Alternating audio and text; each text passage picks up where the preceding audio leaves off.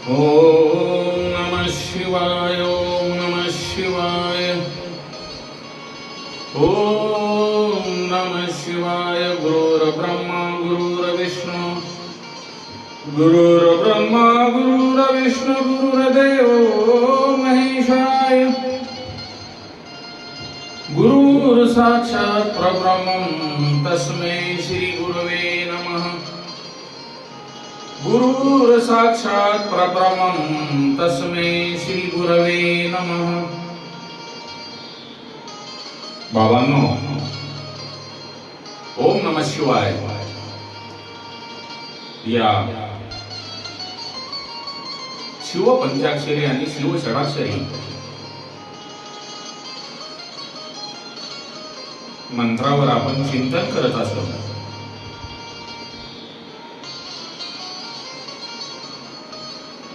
ओम नमः शिवाय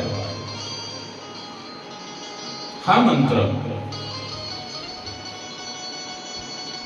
आपण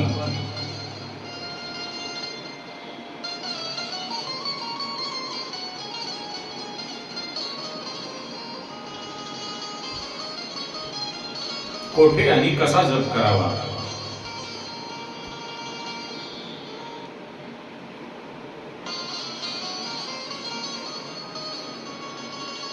याबाबत मी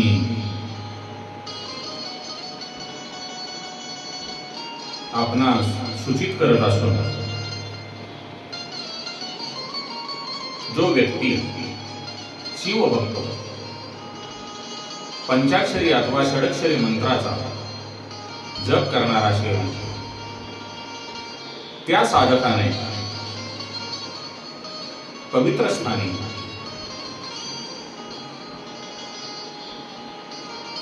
सचैल स्नान करावे आणि त्या ठिकाणी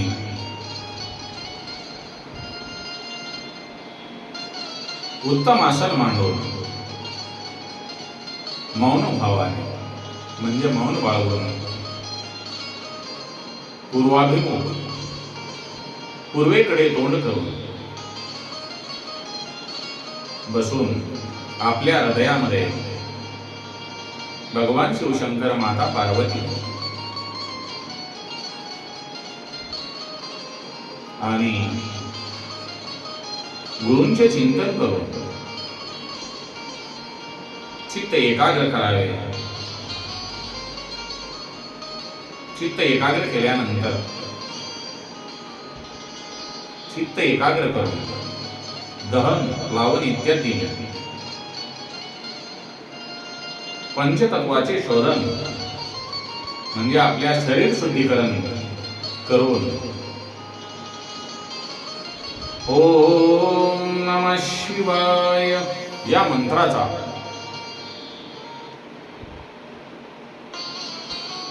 न्यास करावा. त्यानंतर सकलीकरणाची क्रिया करून प्राण आणि अपान यांचे नियमन करावे. म्हणजे आपला जो प्राणवायू आहे त्याला आतमध्ये कोंडून श्वासोश्वास रोखून शिव आणि पार्वती, शिव आणि शिवा या दोघांचे ध्यान करावे. विद्यास्थानी असलेल्या आपले रूप, ऋषी, छंद, दैवता आणि बीज शक्ती तसेच मंत्रांचे वाचार्थ रूप असलेल्या मज परमेश्वरांच्या म्हणजे माझ्या शिवांच्या, देवादिदेव महादेवांच्या पंचाक्षरी मंत्रांचा नमः शिवाय या मंत्रांचा जप करावा असे देवादिदेव महादेव माता पार्वतींना सांगत असून तो जो जप आहे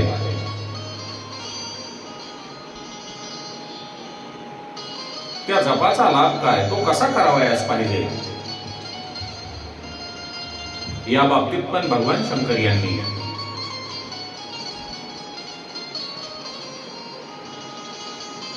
माता पार्वतींना माझ्या भक्तांनी तो कसा जप करावा आणि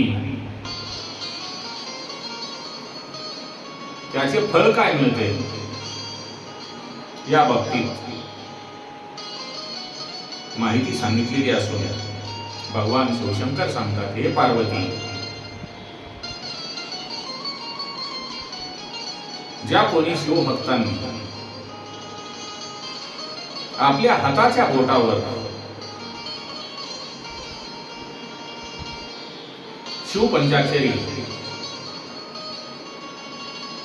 मंत्राच्या जपाची गणना केल्याने त्याला एकपट, रेषांनी गणना केल्याने 8 पट आणि पुत्रजीव बीजांच्या माळेने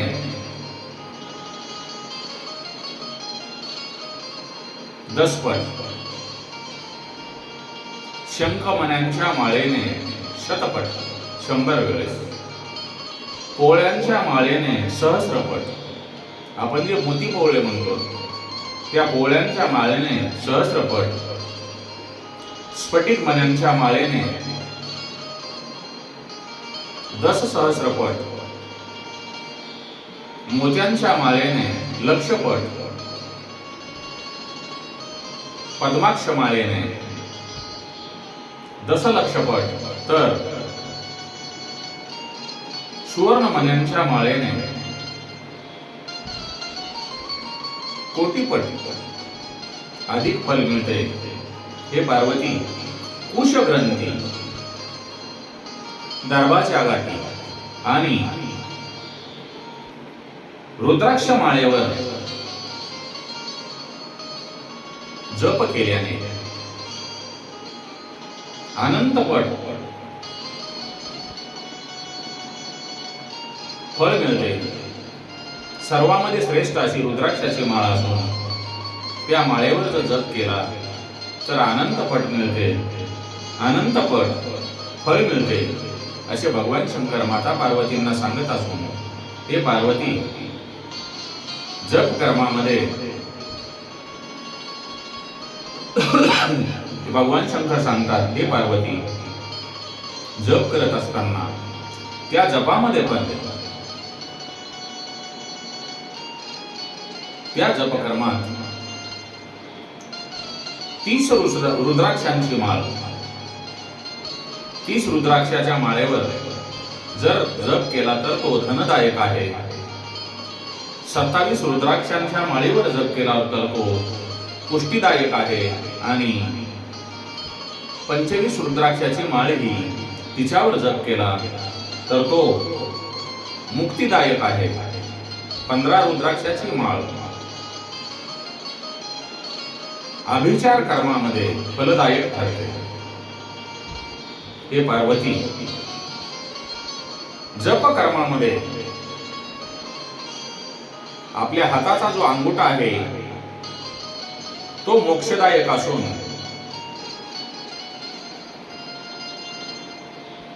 आपल्या हाताची तर्जनी ही शत्रुनाशक असून मध्यमा जो आहे ती धनदायक आहे आणि अनामिका ही शांतीदायक असून,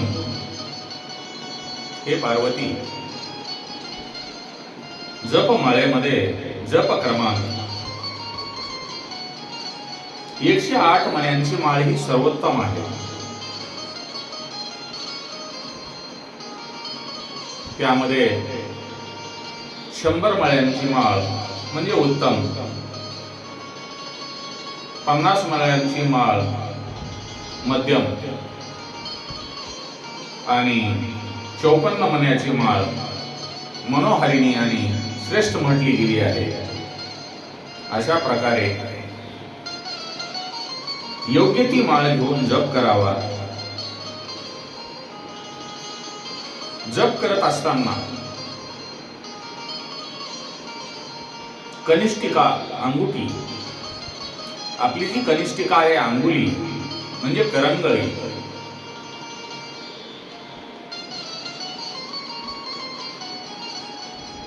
अक्षरणी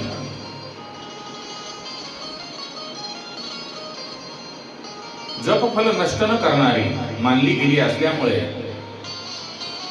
शुभ आहे. दुसऱ्या अंगुलीवरून जप करताना म्हणजे या अंगुठीवरून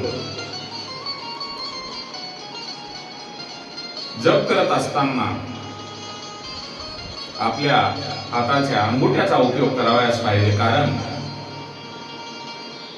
हाताच्या अंगुठ्याशिवाय केलेला जप हा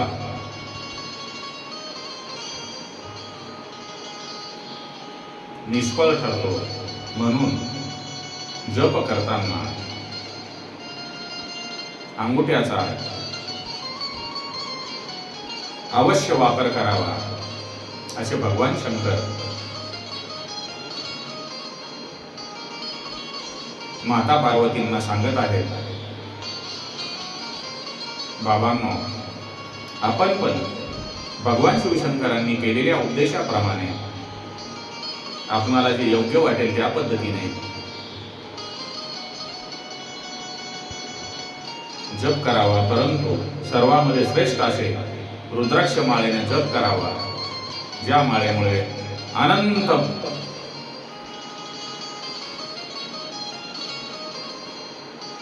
फळ आपणाला रुद्राक्षाच्या माळेने जप केल्यामुळे मिळणार आहे.